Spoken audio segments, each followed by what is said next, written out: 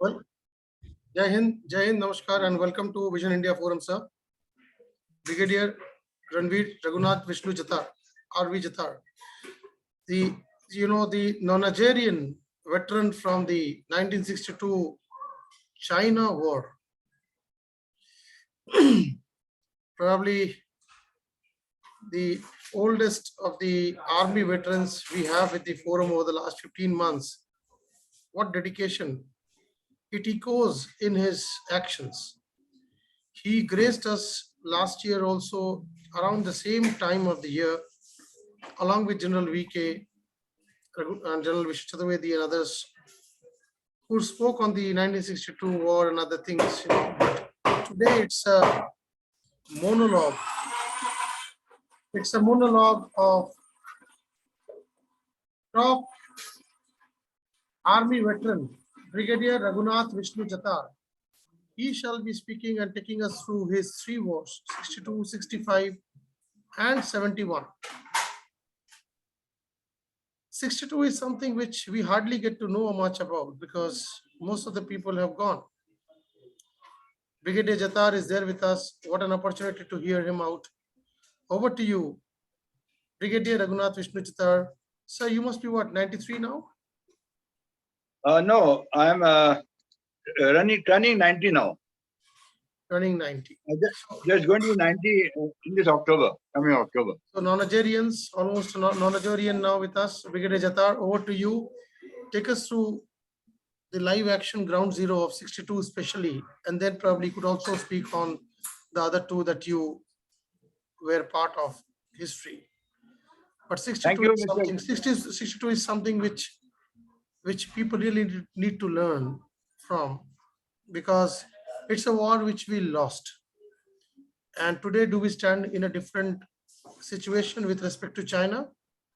Doklam, so many things happening, so many things will happen. So Brigadier Jatar, over to you, sir. Thank you, Mr. Goenka, for having me over.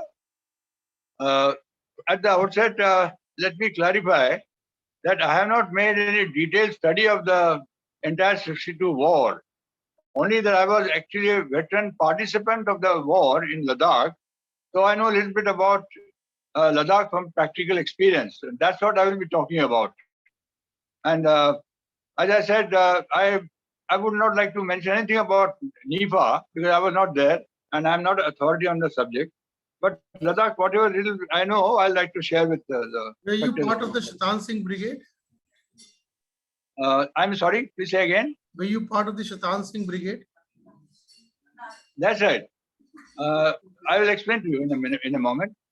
I was company commander in 13th Kumaon, commanding a company at Magar Hill. And Magar Hill is a post along with Rezangla and Gurung Hill in Trishul. And Trishul was having 2 or 3 battalions. One was 1/8 Gurkhas, one was 13th Kumaon, and 5 Jat. 13th Kumaon was there in toto, but other battalions were, some elements were forward and some were in Trishul. So, as I said, I was company commander, and in the same battalion, 13th Kumaon, another post was held by Major Shaitan Singh at Razangla. And that's a very famous battle, so I'll be mentioning to slightly during my talk. But basically, as I said, I was a company commander, so was Major Shaitan Singh. Now, since it's a monologue, would you like me to continue talking, or would you like to in between ask me questions? And so continue talking, sir, please. Okay, fine. So now, to start off with, in 1962, 114 Brigade was actually placed in Trishul. Originally, it was in Leh, and around September, October 62, they moved forward to Trishul with new brigade commander, Brigadier Raina, who later on rose to be the army chief. And when he came there, before he really took over, the troops had been deployed forward from Daulat Begoldi, Hot Springs, Galwan, Serijap, and all these posts were held forward in the part of the forward policy of the government. And it's all very well known that this forward policy was totally wrong because we were in penny packets and the enemy attacked one by one. and they overran those posts over a period of about 3 weeks, one by one. Our troops over there fought well to the best of their ability, and some of them were very well known, like Major Dhan Singh Thapa. Others were Major Hasabneez, then later on Lieutenant Colonel, Major Ajit Singh, and various people. They fought to the best of their ability. And after having done that, now came Trishul, because compared to these posts which are really spread out over a long distance from each other, Trishul was comparatively more compact defense. It was meant to be that, and we thought that we can really take on the enemy in Trishul. So in Trishul particularly, in Spangur Gap, there is Spangur Gap, and 1-8 Gurkhas, two companies were there. One was with Captain Kher, who is still Major General Kher is there, and there was another post for Major Modak. He is no more there. And the brigade headquarters was at Trishul village itself. And our battalion had Magar Hill, held by my company and one more company, and also the Rajangla feature. And everybody knows that on 18 November, the battle took place that the Chinese in massive numbers, they attacked Rajangla and Gurung at the same time, early morning on the 18th November, about 3 o'clock or so. The Gurung feature with Captain Kher and particularly Second Lieutenant Goswami was there as a forward observation officer, put up a very brave fight, and he got a Mahavir Chakra in that battle. They put up a good fight, but a really tremendous fight was put up by Rajangla. It was very creditable because the post was held by Major Satan Singh with 126 people, and they fought up almost up to the last man, last down. So that was the basic battle, and then ceasefire came after about 2 or 3 days. 3 days, in fact, on 21st November, the ceasefire came. We tend to believe that the Chinese, because they announced on the Peking radio, that they suffered heavy casualties in Trishul, and that's why the ceasefire came in on the 21st. No, that's what we tend to believe. Now I'll explain to you briefly what did the 114 Brigade have. They had, I mentioned the infantry battalions, plus they had a platoon of MMG, and they had a battery of artillery, and they had two troops of AMX tanks with 20 Lancers, with Captain Diwan over there. This was the force available. And now we come to the disposition. I would like to talk in detail about, for example, Rajangla. It's only an example. This will happen in other places also, but I am talking mainly about Rajangla because I knew that and it's part of my battalion. In reality, the expected attack was on my post, which is Magar Hill, and it was like a ground of tactical importance because we were covering the Trishul airfield. Whereas the enemy was wise and they attacked Rajangla. Now, what was there at Rajangla? It's really worth noting. They were a company of total strength of 126, but what did they have in support? They had one section of 3-inch mortars, and they had no artillery, they had no forward observation officer. They didn't have machine guns, medium machine guns. They didn't have mines and wire worth the name. And as worse than that, worst thing was the defense stores. This applied to Magar Hill and possibly in Gurung Hill also. We had hardly any defense stores. We were out in the open. I was in a 40-pounder tent. And similarly in Rajangla, they had no overhead shelter anywhere. And they were expected to fight. Now, one would say as to why the troops are exposed like that. I'm not trying to blame anybody.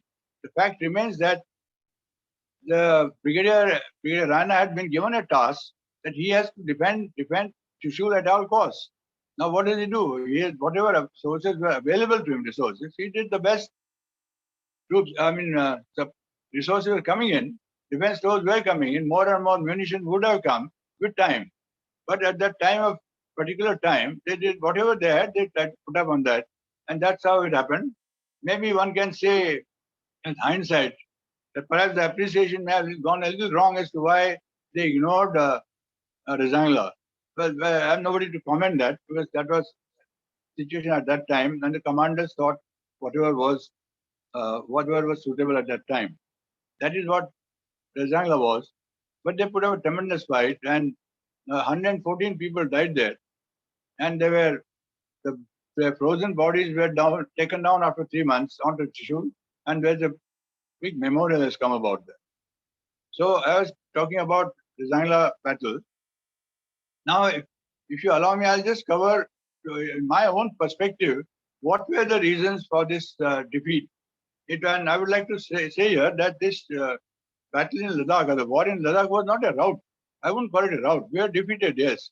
It was not a rout because people put up a good fight wherever possible. But then what were the reasons for defeat? I would like to tell about the disparity in forces. The Chinese, I have read it in this Lieutenant General Sandhu's book, which is compiled by he and by the USI team. They have mentioned that the Chinese made sure that at the 62 war, that at the point of attack, they had a superiority of 10-1 in troops and 7-1 in artillery fire. So you can imagine the overwhelming superiority at the place of attack. So naturally, the defeat was there, in spite of the tremendous fight by the troops of 13th Command. Next reason I would say is acclimatization. The Chinese troops had been there for a long, long time. I mean, we were freshly inducted. I will talk about my own battalion, 13th Command. We were in Trishul by about 20th October 62, and by end of the month of October, we were already holding the post at the height of 16,000, and the attack came on 18 November. So you can imagine how much time there is for acclimatization. Trishul is at 14,000 feet, and Magar Hill and Zangla, etc., were at 17,000 feet. So that is it was very difficult to acclimatize, and the troops were not really that acclimatized. Then available support, I've already told you that features like Zangla, they had not enough support at all, and they're really fighting out on their own. But one of the very overwhelming reasons why I think we lost over there was not utilizing the Air Force. Air Force did a magnificent job at bringing supplies and so on. They're constantly maintaining us. But the Air Force was not used for offensive air support. Had they been used, again, I'm saying with hindsight, they could have played havoc with the Chinese, as, for example, happened in the 71 war in Longewala. How much the Air Force played havoc with the Pakistanis. Something like that could have happened. This is what I had to say about 62 war. And now I'll mention a little bit about the situation today, if I may. Because about 6 months ago, I happened to go there to Trishul when the Honorable Defense Minister had also come to inaugurate a memorial. The bodies of the Ahirs of 13th Command who were cremated in Trishul, the memorial has come up. It had come up earlier, but now it has been expanded to be like a tourist attraction. And that extended memorial was inaugurated by the Honorable Defense Minister, and I had occasion to go there. And I must say that I was impressed with overall, with whatever I saw in those 10 days, that the preparation, the body language of the troops and the officers and senior officers, and the state of preparation, I think, to my point of view, I think we are much better prepared now than we were. We are ready for an offensive role apart from a defensive role. And the Chinese will have to think 10 times before they undertake some adventure now in Ladakh. This is my impression. This is what I would like to say about 62 war. So today I think we'll focus primarily on 62, but as you're a man of few words, probably what was the major difference between this, because you attended all the three wars, you fought all the three wars, you didn't attend, you fought. So what was the difference primarily that you found in the political decision making with respect to 62, 65 and 71 in brief? Do you mind if I cover the 65 war and 71 war, and then some of the things will be clear during the explanation? Is that okay? Sir, we will have around 6 to 7 minutes with us. 6 minutes Is with that us. all? Yeah, because you told me 15 minutes time. So better is you just today we'll focus on 62 as we have done. And now I would like to request you to kindly tell us what was the, because we've had separate shows of 65 and 71, where General VK was also part of 71 war.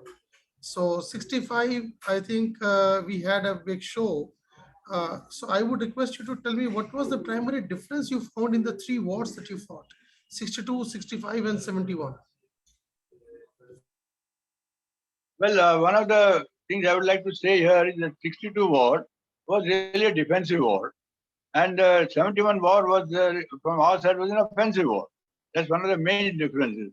And in fact, it's a very good question you have asked, because most important point is that in the 71 war, as you all know, under Field Marshal Manekshaw, the army was well prepared to the best of our ability. If I remember, in April 71, we were told officially, I was a battalion commander then, and we were told right down to our battalion level that by the end of the year or even earlier, troops will be moving out with their ammunition and will prefer exercise with troops. So it was a clear indication that there's going to be a war, and we were in manpower and equipment and all that, arms, everything was replenished during that period, and we were well prepared. That's one of the major differences. And whereas in 62 war, I've already explained, that we were not prepared at all to fight the war. That's one main difference. Well, 65 war, I can't draw a clear distinction between that, but I would like to say about 65 war that really it was in a way, I would credit Mr. Lal Bahadur Shastri, because he had said, if any part of India is attacked, including J&K, we will counterattack in any part across the border. And that's what we fulfilled that promise. And that was a real great achievement on part of. So, having said that, I would say that in 65 war also, the aim was to counterattack or neutralize what was the damage done in Chamjoria and in Kutch area. To neutralize that, this attack was launched. There was no clear-cut aim.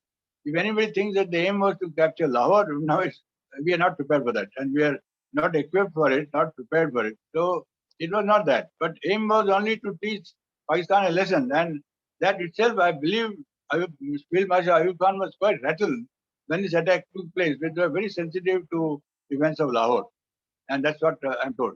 Now, otherwise, it was a stalemate. 65 war was a stalemate. 71 war is a tremendous victory, and 62 war was a defeat. So this is the main differences. And another main difference is the use of air force. Now, 75 and 71 war, we did use air force, and very effectively for the matter in Longewala. So that use of air force is another thing which for people in 62 hesitated, because they didn't want to escalate the war. That was a theory, and they didn't do that. You're probably Whereas you're probably the only 65, veteran. use the So war you're probably the air only force veteran. very effectively. You're These are the probably main differences I can think of. Or if you want to add any specific difference, you can ask me. So you're probably the only veteran I know, or probably veteran that we have on our show, who has seen the Chinese from very close quarters. You think the Chinese or the Pakistanis, who is our bigger threat, and who are more competent? Bigger threat is of course China. Yeah, but China is everybody knows they are superior in forces, and as I told you, they always believe in concentration of force. So there are definitely a stronger enemy, and we have to guard against that. The Pakistanis, they're also a tough enemy. It's not that we should not underrate any enemy. They're also tough in their own way, but we can take them on. And so what is strategically, how different are the Chinese and Pakistanis on the war front? Strategically, I won't be able to say much a comparison between the two, but I am told now, this is, I'm not talking with authority, but I'm told that the Pakistani army also is not professional army because of the political interference, and they themselves are entering into politics. Chinese army is not so that effective because they have not fought any war for a long time. So, well, Indian army has been constantly tested, and I think our soldiers are much better prepared than either Chinese or Pakistanis. And I've seen in Pakistan. So it has been a wonderful interaction with you. I can go on with you for a long time. Today, we just wanted to touch upon the 62 thing. You told us the major reasons. Air Force not being used, as has been echoed by many others of the people who understand the war kind of, literature on war. So here is from the horse's mouth, somebody who fought. India is proud to have you, and India will be proud to listen to this in the years to come. Brigadier R.V. Jatar, Raghunath Vishnu Jatarji. So thank you so much. Jai Hind. Look forward to meeting you again. Thank you very much. It was a pleasure to talk to you.